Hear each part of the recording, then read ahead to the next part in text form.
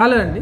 సడన్గా పేషెంట్ ఎవరన్నా అన్కాన్షియస్ అయితే మీరు ఇంట్లో ఉన్నప్పుడు ఏం చేయాలి? ఇది నాకు చాలామంది రిలేటివ్స్, ఫ్రెండ్స్ అడుగుతున్న క్వశ్చన్. పేషెంట్ అన్కాన్షియస్ స్పృహ తప్పి పడిపోయారనుకోండి, ఫస్ట్ మనం చూడాల్సింది ఏంటంటే, మనం మెడికల్ పర్సన్ అయినా, నాన్ మెడికల్ పర్సన్ అయినా పల్స్ చూడడం నేర్చుకోవాలండి. అందరికీ చేతికి బొటన వేలు సైడ్ రేడియల్ ఆర్టరీ అంటారు, దీన్ని నాడి అంటాం కదా, ఇది చూడడం నేర్చుకోవాలి. మీ దగ్గర ఎవరైనా పేషెంట్ అన్కాన్షియస్ అయి పడిపోతే ఇమీడియట్లీ 2 థింగ్స్ మేజర్గా మనం అబ్జర్వ్ చేయాలి. ఒకటి, ఆయన పల్స్ ఉందా లేదా. పల్స్ అంటే ఇలా నాడి కొట్టుకుంటుందా లేదా చూడాలి. రెండోది, ఆయన ఊపిరి తీసుకుంటున్నారా లేదా చూడాల్సి వస్తుంది. ఇలా నాడి కనుక మీకు తగులుతుంది, నాడి కొట్టుకుంటుంది అంటే కంగారు పడాల్సిన పని లేదు.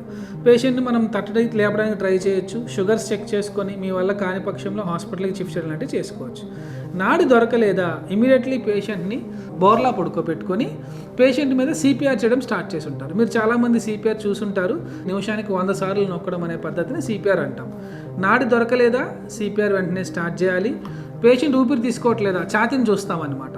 ఊపిరి కనుక తీసుకునేటప్పుడు ఛాతీ రైజ్ అవుతూ ఉంటుంది కదా, అలా ఊపిరి తీసుకోవడం కూడా జరగట్లేదా, immediately mouth to mouth breathing, మీ చేతిని ఒక సిలిండర్ లాగా బిగించేసి పూర్తిగా మీ మౌత్ ద్వారా వాళ్ళ మౌత్లోకి పెట్టి బ్రీతింగ్ అందించడం చేస్తూ ఉండాలి.